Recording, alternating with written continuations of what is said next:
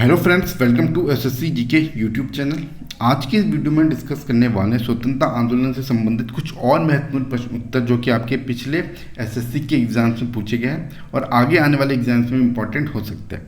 इससे पहले भी हमने इसी टॉपिक से रिलेटेड कुछ वीडियोस प्रीवियस ईयर की क्वेश्चन की हुई है, तो आप अगर उनको देखना चाहते हैं तो डिस्क्रिप्शन में उस प्लेलिस्ट का लिंक दिया हुआ है, आप उनको जाकर के भी देख सकते हैं। ठीक है, उसमें भी इंपॉर्टेंट क्वेश्चन प्रीवियस ईयर के क्वेश्चन कवर किए हुए हैं। ठीक है, तो इंपॉर्टेंट वीडियोस वो भी है। शुरू करते हैं आज की वीडियो। और आज की इस वीडियो का पहला क्वेश्चन ये रहा, कलकत्ता, मद्रास तथा बंबई में उच्च न्यायालय निम्नलिखित में से किस वायसरॉय के समय में अस्तित्व में आए थे? टैक्स असिस्टेंट 2008 का एक क्वेश्चन है। ऑप्शन है Warren Hastings, Lord Canning, John Lawrence या फिर लॉर्ड डलहौजी। तो किस वायसरॉय के समय में ये जो तीन हाईकोर्ट है कलकत्ता, मद्रास और बंबई में, ये किस वायसरॉय के समय में अस्तित्व में आए थे, ये आपको बताना है। देखो, ये जो हाई कोर्ट थे, जो ये उच्च न्यायालय थे कलकत्ता, मद्रास और बम्बई में, ये जो है इनका जो फॉर्मेशन हुआ था वो उच्च न्यायालय अधिनियम 1861 के अंडर पे हुआ था। और उस समय जो वायसरॉय थे ना वो लॉर्ड कैनिंग थे। तो बी जो होगा इसका बिल्कुल सही आंसर होगा, बी लॉर्ड कैनिंग के समय पे ही कलकत्ता, मद्रास और बम्बई के उच्च न्यायालय अस्तित्व में आए थे। नेक्स्ट क्वेश्चन देखते हैं, कलकत्ता, बम्बई और मद्रास में उच्च न्यायालय की स्थापना कब की गई थी, ये आपको बताना है। एसएससी सेक्शन ऑफिस 2007 का एक क्वेश्चन है। ऑप्शन है 1935 में, 1919 में, 1892 में। ये 1892 नहीं होगा, ये 1861 होगा। ठीक है, तो 1892 नहीं, 1861 होगा। अब आपको बताना है इसमें सही आंसर क्या है। देखो, अभी मैंने आपको बताया था कलकत्ता, बम्बई और मद्रास ये जो उच्च न्यायालय बनाए गए थे, ये उच्च न्यायालय अधिनियम 1861 के अंडर पे बनाए गए थे ना। तो आप लगा सकते हैं कि 1861 में इनका फॉर्मेशन हुआ था। तो डी जो होगा उसका बिल्कुल सही आंसर होगा। और किस वायसरॉय के समय में ये अस्तित्व में आए थे? ये जब लॉर्ड कैनिंग जब वायसरॉय थे उनके समय पर ये अस्तित्व में आए थे। ठीक है, अब देखते हैं नेक्स्ट क्वेश्चन, बाल गंगाधर तिलक किसे अपना राजनीतिक गुरु कहते थे, ये आपको बताना है। CHSL 2013 का एक क्वेश्चन है। ऑप्शन है स्वामी विवेकानंद, राम मोहन रॉय, शिशिर कुमार घोष या फिर दादा भाई नौरोजी। तो किसे बाल गंगाधर तिलक अपना राजनीतिक गुरु कहते थे, ये आपको बताना है। तो इसका क्या सही आंसर होगा? देखो, इसका जो सही आंसर है ऑप्शन नंबर डी है, दादा भाई नौरोजी को ही बाल गंगाधर तिलक अपना जो है राजनीतिक गुरु मानते थे। और दादा भाई नौरोजी को ही जो है ग्रैंड ओल्ड मैन, इंडिया के ग्रैंड ओल्ड मैन इन्हीं को कहा जाता है। ठीक है, इन्हीं के द्वारा ड्रेन ऑफ वेल्थ की थ्योरी भी दी गई थी। ओके, नेक्स्ट क्वेश्चन देखते हैं, चिटगांव शस्त्रागार पर धावा किसके नेतृत्व में बोला गया था, ये आपको बताना है। एसएससी CPO एग्जाम 2015 का एक क्वेश्चन है। ऑप्शन है भगत सिंह, राजगुरु, सुखदेव या फिर सूर्य सेन। देखो, चिटगांव शस्त्रागार ये जो इंसिडेंट हुआ था, ये हुआ था 18 अप्रैल 1930 में, जहाँ पर जो है कुछ रिवोल्यूशनरी के द्वारा जो वहाँ पे जो है ना, जो शस्त्रागार मतलब जो आर्म एंड आर्टिलरीज ब्रिटिशर्स की जो वहाँ पे रखी हुई थी, उनको लूटा गया था। अब ये लूट किसके नेतृत्व में की गई थी? ये जो है मास्टर दा के नेतृत्व में की गई थी। अब मास्टर दा कौन थे? मास्टर दा सूर्य सेन जी को जो है ना मास्टर दा के नाम से जाना जाता है। एक्चुअली ये शिक्षक थे और ये जो है ना, मतलब इनका मकसद था कि किस तरह से जो है अंग्रेज़ों को परेशान किया जाए। तो बहुत से रेवोल्यूशनरी एक्टिविटीज़ में ये इन्वॉल्व रहते थे। ये क्या करते थे, या तो कभी जो रेलवे लाइन है उनको उखाड़ दिया, जो टेलीग्राम लाइन या फिर टेलीफोन की लाइन है उन्हें काट दिया करते थे। और चिटगांव शस्त्रागार पर धावा बोलने का मकसद इनके केवल ये था कि जो अंग्रेज़ों की ताकत है उन पर जो है धावा बोला जाए, और जो भी आर्टिलरीज हैं, जो भी गन्स वन्स या बंदूक वगैरह जो भी है, उनको लूट कर उन पे बांटा जाए। जो भी लोग जो रेवोल्यूशनरी एक्टिविटीज़ में इन्वॉल्व है ना, उनके बीच में इन जो आर्म एंड आर्टिलरीज को है बांटा जाए। सबसे बड़ी बात इस चिटगांव शस्त्रागार की जो लूट हुई थी उसकी ये थी कि इसमें जो है ना बहुत से टीनेजर्स वो इन्वॉल्व थे। टीनेजर यानी कि छोटे बच्चे मेरे टीनेजर्स जो होते हैं वो इसमें इन्वॉल्व थे। ओके, तो सूर्य सेन इसका बिल्कुल सही आंसर होगा। चिटगांव शस्त्रागार पर तो धावा बोला गया था वो सूर्य सेन यानी कि जो मास्टर दा थे उन्हीं के नेतृत्व में ये बोला गया था।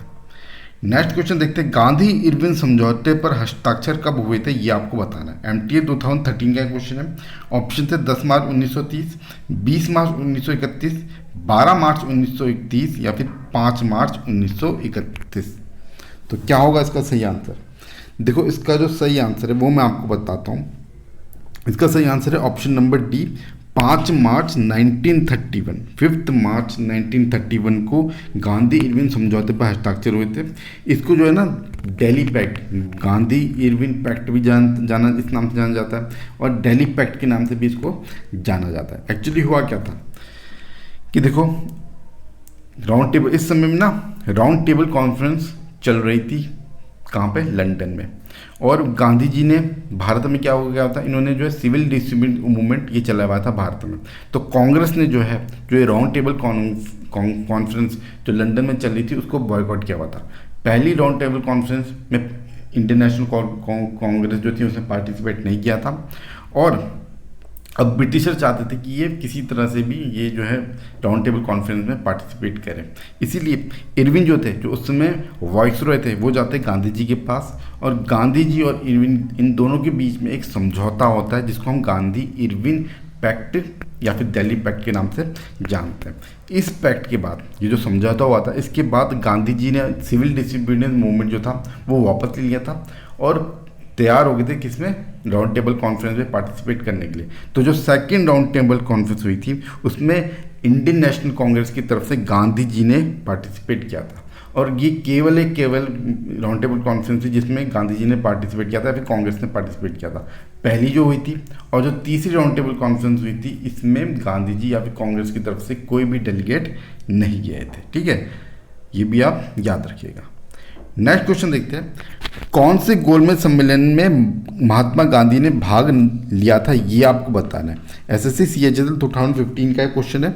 ऑप्शन है प्रथम गोलमेज सम्मेलन, द्वितीय गोलमेज सम्मेलन, तृतीय गोलमेज सम्मेलन, या फिर उपयुक्त सभी में। तो अभी मैंने आपको बताया था कि कौन से गोलमेज सम्मेलन जो था जिसमें गांधी जी ने पार्टिसिपेट किया था, ये आपको बताना है ना।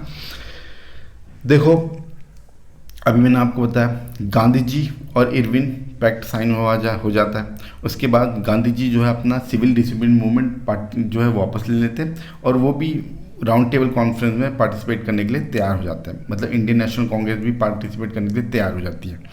तो जो सेकेंड राउंड टेबल कॉन्फ्रेंस था उसमें गांधी जी ने पार्टिसिपेट किया था। फिर इसके बाद जो उसमें ना भीमराव अम्बेडकर जो थे वो सेपरेट इलेक्टोरेट की मांग इसमें कर रहे थे इस सेकेंड राउंड टेबल कॉन्फ्रेंस में, और गांधी जी जो है नहीं चाहते कि सेपरेट इलेक्टोरेट डिप्रेस्ड क्लास को भी दिया जाए। इसलिए जब वो वापस आते हैं, मतलब गुस्सा हो जाते हैं, वापस आ जाते हैं और फिर से सिविल डिसोबीडियंस मूवमेंट की शुरुआत कर देते हैं। और फिर ये तीसरा जो राउंड टेबल कॉन्फ्रेंस होता है उसमें पार्टिसिपेट नहीं करते हैं। इंडियन नेशनल कांग्रेस जो होती है इसको फिर से बॉयकॉट करती है।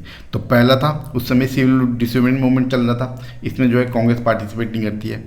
तीसरा जो था इसमें फिर से दोबारा सिविल डिसोबीडियंस मूवमेंट जो था उसका दूसरा पार्टी शुरुआत कर देते हैं, इसमें पार्टिसिपेट नहीं करती है। द्वितीय जो इसमें पार्टिसिपेट किया जाता है गांधी जी के द्वारा जब गांधी इरविन पैक्ट जब साइन होता है। ठीक है, तो सेकंड ही वो गोलमेज सम्मेलन था जिसमें गांधी जी या फिर आप कह सकते हो कांग्रेस ने इसमें पार्टिसिपेट किया हुआ था।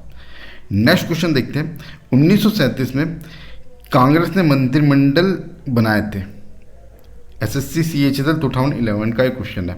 इसमें बताना है कि जो कांग्रेस ने कितने राज्यों या कितने प्रोविंस में जो 1937 में इलेक्शन हुए थे उसमें कितने प्रोविंस में अपनी गवर्नमेंट या फिर मंत्रिमंडल बनाए थे, ये आपको बताना है। ऑप्शन है 7 राज्यों में, 9 राज्यों में, 5 राज्यों में, या फिर 4 राज्यों में। क्या होगा इसका सही आंसर?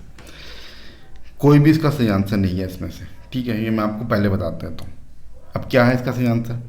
देखो उस समय जो इलेक्शन हुए थे ना वो 11 प्रोविंस में हुए थे। जो 1937 में जो इलेक्शन हुए थे, जो गवर्नमेंट ऑफ इंडिया एक्ट 1935 आया था उसमें ये था कि प्रोविंस में भी अब इलेक्शन होंगे। तो 11 प्रोविंस में उस समय इलेक्शन हुए थे। उसमें से आप कह सकते हो जो 8 प्रोविंस थे उसमें कांग्रेस ने अपने मंत्रिमंडल या फिर अपनी सरकार बनाई थी। अब कौन कौन से प्रोविंस थे? वो था आपका मद्रास, सेंट्रल प्रोविंस हो गया, बिहार और उड़ीसा हो गया, जो यूनाइटेड प्रोविंस वहाँ पर, बॉम्बे प्रेसिडेंसी असम में, और जो नॉर्थ वेस्ट फ्रंटियर प्रोविंस वहाँ पर, और ये जो मतलब क्षेत्र थे वहाँ पर अपनी गवर्नमेंट बनाई गई थी। 3 जो प्रोविंस थे यानी कि बंगाल, पंजाब और सिंध, यहाँ पर जो कांग्रेस की मंत्रिमंडल या फिर कांग्रेस की सरकार नहीं थी। यहाँ पर या तो मुस्लिम लीग ने अपने किसी लोकल पार्टी के संग कोalition के साथ जो वो कहते हैं ना कि गठबंधन की सरकार बनाई थी, और सिंध में जो है सिंध मुस्लिम पॉलिटिकल पार्टी वहाँ पर उसकी सरकार थी। तो केवल 8-11 में से 8 प्रोविंस में कांग्रेस ने अपनी जो है सरकार बनाई थी।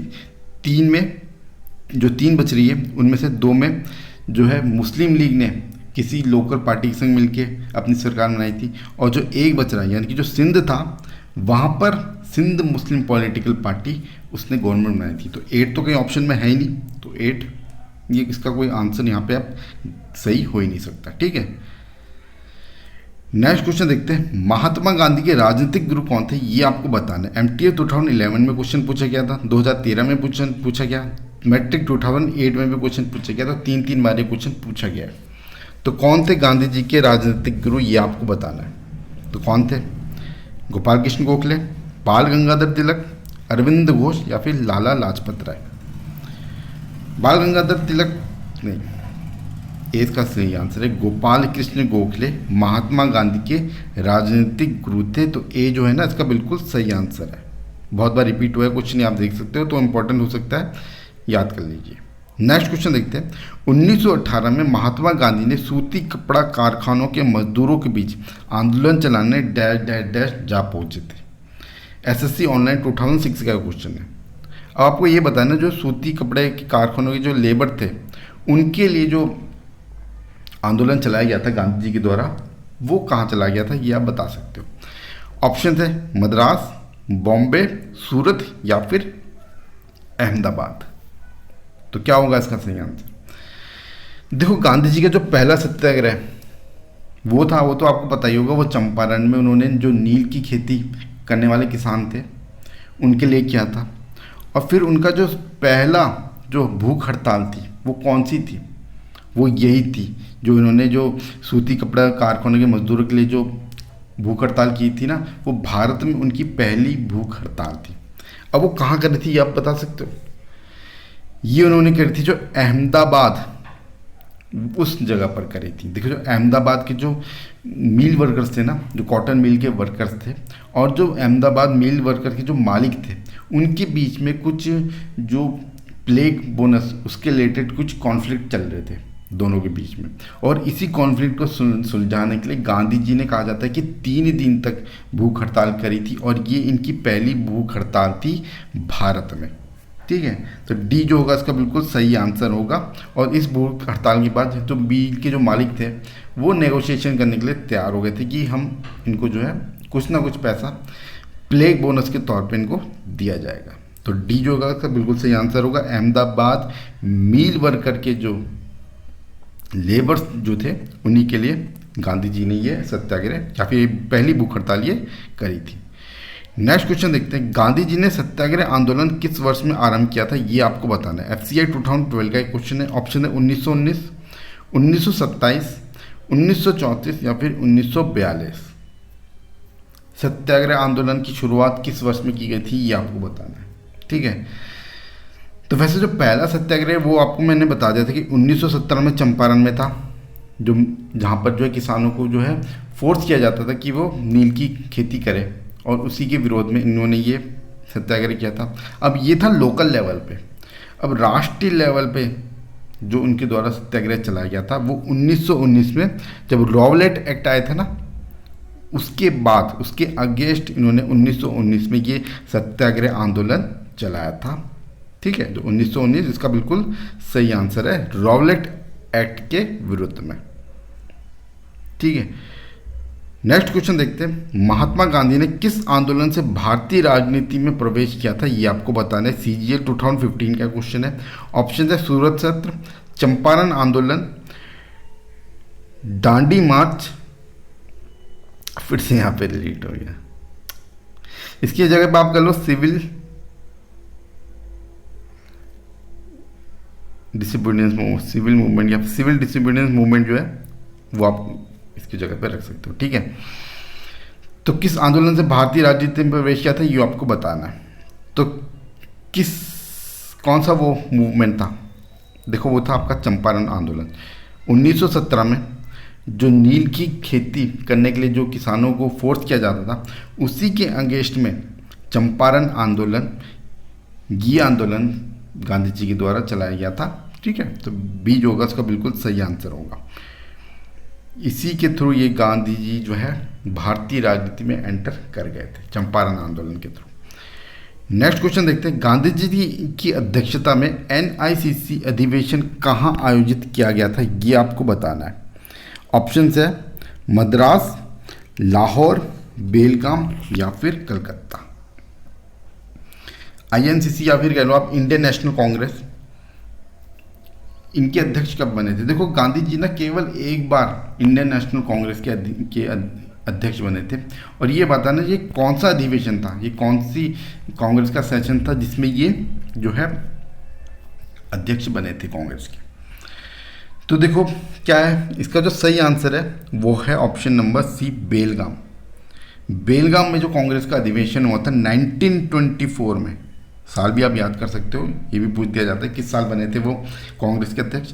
तो बेलगाम में जब वो 1924 का जो सेशन हुआ था उसी में जो है गांधी जी ने अध्यक्षता, कांग्रेस की अध्यक्षता करी थी। इम्पोर्टेंट इसलिए क्योंकि केवल एक बार वो गांधी जी जो है वो कांग्रेस के अध्यक्ष बने थे। ठीक है, नेक्स्ट क्वेश्चन देखते हैं, महात्मा गांधी ने 1930 में सिविल अवज्ञा आंदोलन कहाँ से आरंभ किया था, ये आपको बताना है। स्टेनो 2011 का क्वेश्चन है। ऑप्शन है साबरमती आश्रम, अहमदाबाद, पोरबंदर या फिर दांडी मार्च। तो क्या है इसका सही आंसर, ये आपको बताना है। ठीक है, देखो गांधी जी ने आपको बताया दांडी पहुंचकर, जब वो दांडी पहुंचे थे ना तो उन्होंने अपना जो नमक कानून को तोड़ा था। अब जब ये नमक कानून तोड़ा गया था उसी के बाद सिविल अवज्ञा आंदोलन या फिर सिविल डिसोबीडियंस मूवमेंट की शुरुआत हुई थी। तो इसका जो सही आंसर वो ऑप्शन नंबर डी, जब गांधी जी दांडी पहुंचे थे, दांडी पहुंच के जब उन्हें नमक कानून को तोड़ा गया था उसी के बाद सिविल अवज्ञा आंदोलन की शुरुआत हुई थी। तो डी जो होगा इसका बिल्कुल सही आंसर होगा। अब देखो दांडी मार्च क्या था आपको पता है, दांडी मार्च की शुरुआत कहाँ से हुई? दांडी मार्च की शुरुआत इन्होंने की थी साबरमती आश्रम से। साबरमती आश्रम से लेकर के दांडी मार्च, दांडी ये जो कितना है, ये 390 किलोमीटर की दूरी है ये।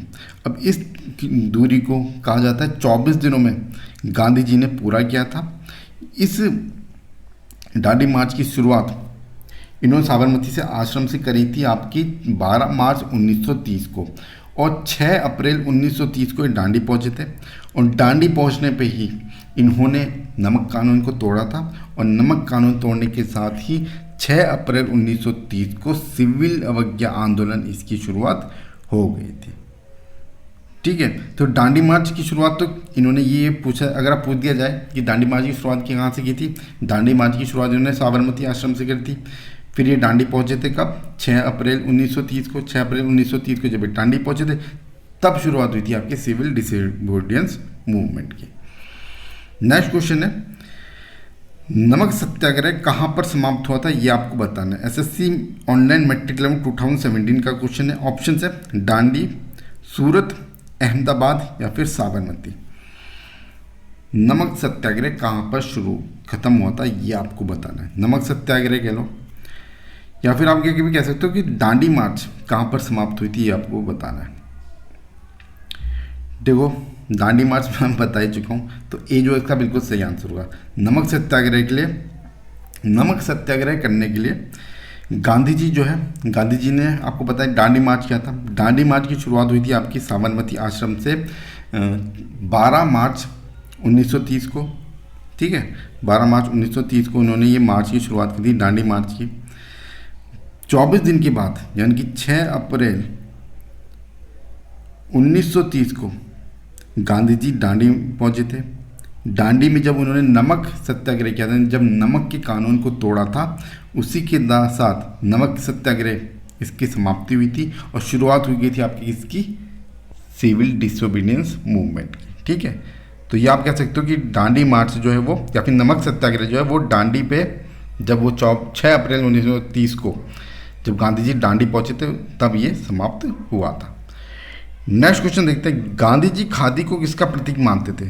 एसएससी सेक्शन ऑफिस 2006 का क्वेश्चन है। ऑप्शन है औद्योगिकरण को, आर्थिक स्वतंत्रता को, आर्थिक वृद्धि को, या फिर नैतिक पवित्रता को? तो गांधी जी खादी को किसका प्रतीक मानते थे, ये आपको बताना है। क्या इसका सही आंसर है? देखो, आर्थिक स्वतंत्रता यानी कि सेल्फ डिपेंडेंसी, खादी को वो सेल्फ डिपेंडेंसी या फिर आर्थिक स्वतंत्रता इसका प्रतीक मानते थे। तो बी जो होगा इसका बिल्कुल सही आंसर है। नेक्स्ट क्वेश्चन है, दी गई घटनाओं को निम्नलिखित क्रमानुसार अरेंज करना है आपको। कालानुक्रम में से कौन सा सही है ये आपको बताना है। CGL 2006 का क्वेश्चन है। ऑप्शंस आपके सामने है। देखो, क्रिप्स मिशन, सविनय अवज्ञा आंदोलन, द कैबिनेट मिशन प्लान, ये गलत है, ठीक है, क्योंकि सविनय अवज्ञा आंदोलन ये क्रिप्स मिशन से पहले का था, तो ये तो सही हो नहीं सकता। अब बी देखते हैं, सविनय अवज्ञा आंदोलन, Cripps mission, the cabinet mission plan, ये ऑर्डर बिल्कुल सही है। सविनय अवज्ञा आंदोलन 1930, क्रिप्स मिशन आपका 1942, कैबिनेट मिशन प्लान आपका 1946। तो बी जो ऑर्डर है ना वो आपका बिल्कुल सही ऑर्डर है, ठीक है। नेक्स्ट क्वेश्चन देखते हैं, निम्न कालानुक्रम अनुसार व्यवस्थित कीजिए। अब वो उसी जैसा अभी पिछला क्वेश्चन था उसी टाइप का है, आपको अरेंज करना है ऑर्डर पे जिसपे ये घटनाएं घटी थी। दांडी यात्रा, साइमन कमीशन, अच्छा साइमन कमीशन 1927, ठीक है, तो ये पहले हुआ था। फिर आपका कौन सी घटना हुई थी इसके बाद? Simon commission. साइमन कमीशन के बाद आपका हुआ था दांडी यात्रा, यानी कि 2 के बाद आपका 1 होगा। 1 के बाद आपका गांधी इरविन समझौता होगा, क्योंकि इसी के बाद वो उन्होंने राउंड टेबल कॉन्फ्रेंस अटेंड करी थी। और फिर होगा आपका पूना समझौता। पूना समझौता आपका भीमराव अंबेडकर के और गांधी जी के बीच में हुआ था, और ये हुआ था सेकंड राउंड टेबल कॉन्फ्रेंस के बाद, जब 7 राउंड टेबल कॉन्फ्रेंस अटेंड करके गांधी जी वापस आए थे उसके बाद हुआ था। तो ऑर्डर आपका होगा 2143, 2143। अब ये देख लो कहाँ है 2143, 2143 बी में है, तो बी इसका बिल्कुल सही आंसर है, 2143 सही ऑर्डर है, ठीक है। नेक्स्ट क्वेश्चन देखते हैं, निम्नलिखित में से किसके बीच सही मेल है ये आपको बताना है। MTA 2013 का क्वेश्चन है।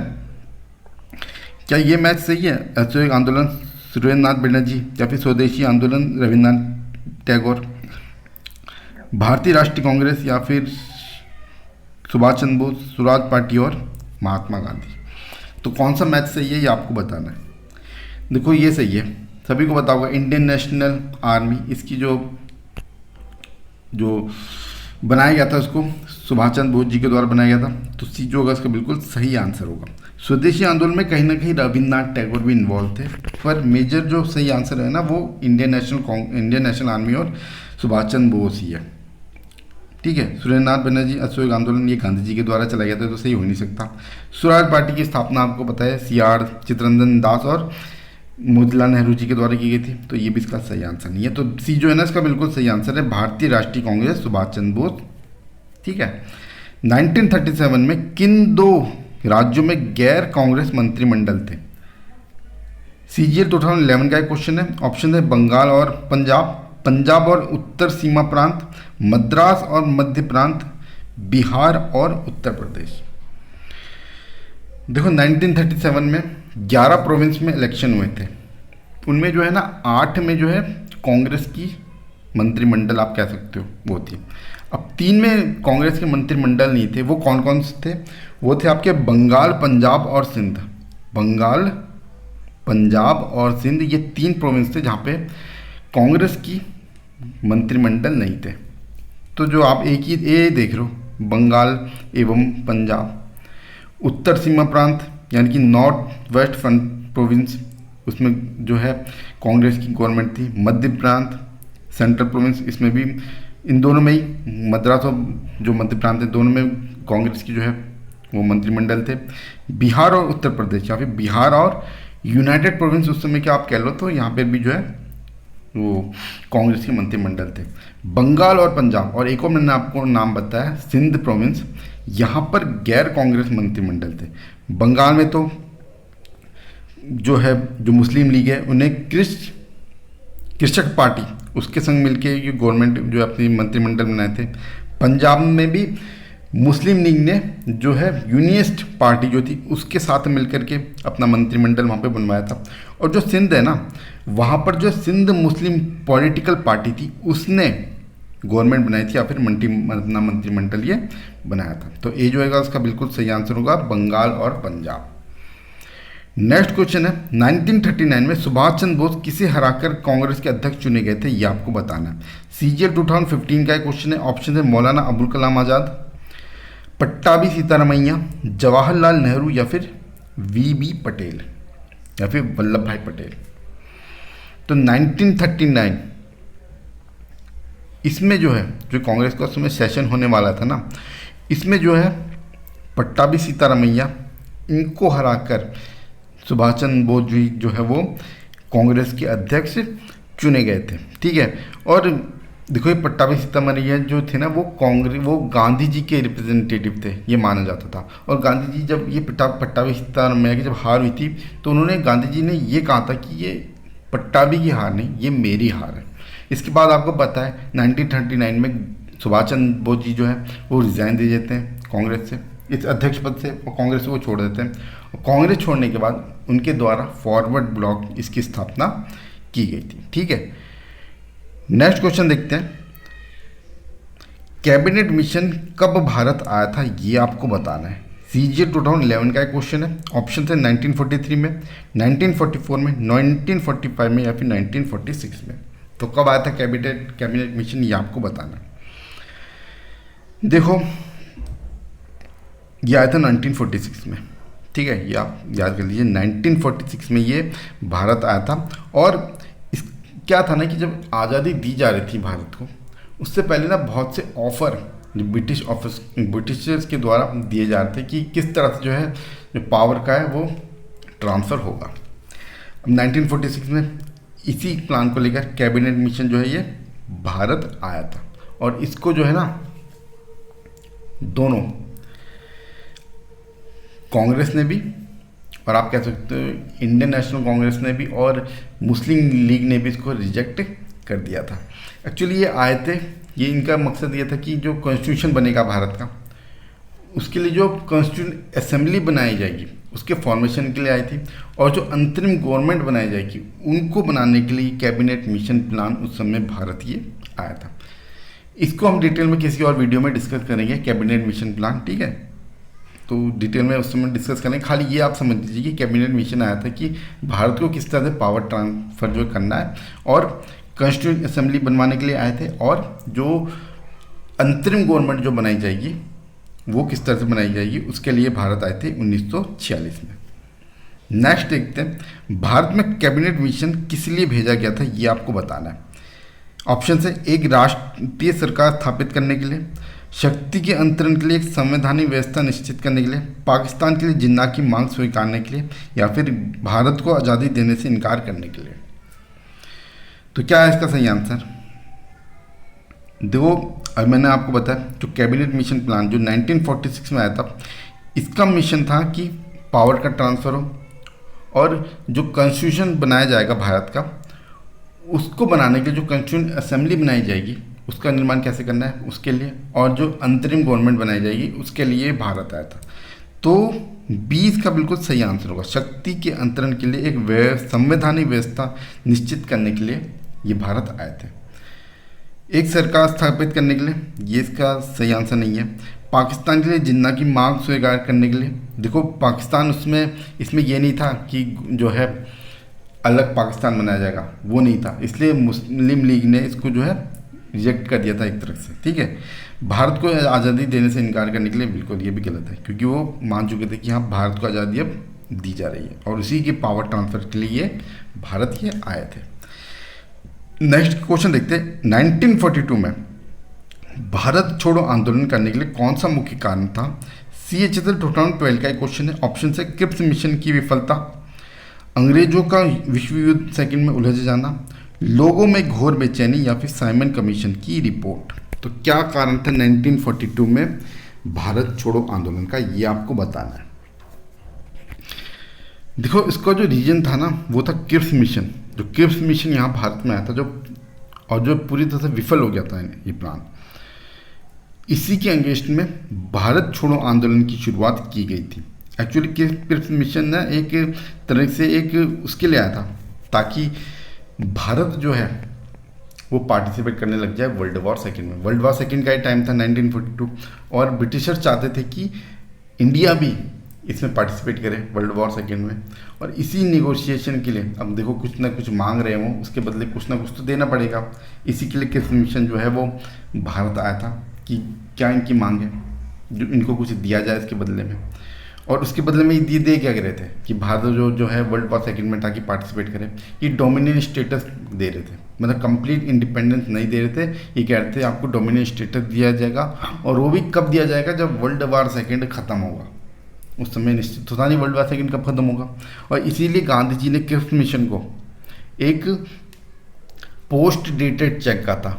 पोस्ट डेटेड चेक ये गांधी जी के द्वारा क्रिप्स मिशन को ही ये कहा गया था। और दोनों, मुस्लिम लीग ने भी इसको रिजेक्ट कर दिया था और कांग्रेस ने भी इसको पूरी तरह रिजेक्ट कर दिया था। और इसी के बाद 1942 में अगस्त 1942 में भारत छोड़ो आंदोलन की शुरुआत इसी की विफलता होने की वजह से कर दी जाती है। नेक्स्ट क्वेश्चन देखते हैं। अंग्रेजों के लिए गांधी जी का प्रसिद्ध भारत छोड़ो आंदोलन का आरंभ कब हुआ था, ये आपको बताना है। सीजीएल 2015 का क्वेश्चन है। ऑप्शन है 1942 में, 1941 में, 1943 में या फिर 1940 में। दो भारत छोड़ो आंदोलन, ये मैंने अभी आपको बताया 1942 में गांधी जी के द्वारा इसकी शुरुआत की गई थी। और ये क्यों किया गया था शुरुआत, ये इसलिए शुरुआत किया गया था कि जो क्रिप्स मिशन आया था भारत में, क्रिप्स मिशन प्लान जो आया था भारत में, वो पूरी तरह से विफल हो गया था। और इसी के अगेंस्ट में गांधी जी के द्वारा ये भारत छोड़ो आंदोलन की शुरुआत कर दी जाती है। ठीक है, नेक्स्ट क्वेश्चन देखते हैं। भारत छोड़ो आंदोलन 1942 में किस महीने में शुरू हुआ था? DEO 2008 का एक क्वेश्चन है। ऑप्शन थे जनवरी, मार्च, अगस्त या फिर दिसंबर। क्या है इसका सही आंसर? देखो इसका सही आंसर है वो मैं आपको बताऊं तो पहले ये आपको बता दूं 1942 मार्च 1942 में आपको तो क्रिप्स मिशन आया था।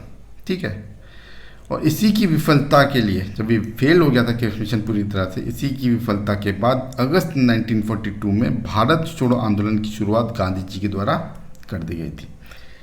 तो देखो ये थे कुछ इंपॉर्टेंट क्वेश्चंस। इसी टॉपिक से रिलेटेड कुछ और वीडियोस को लेकर के हम कल आंसर देंगे। ठीक है, टिल देन बाय बाय, मिलते हैं अगली वीडियो में।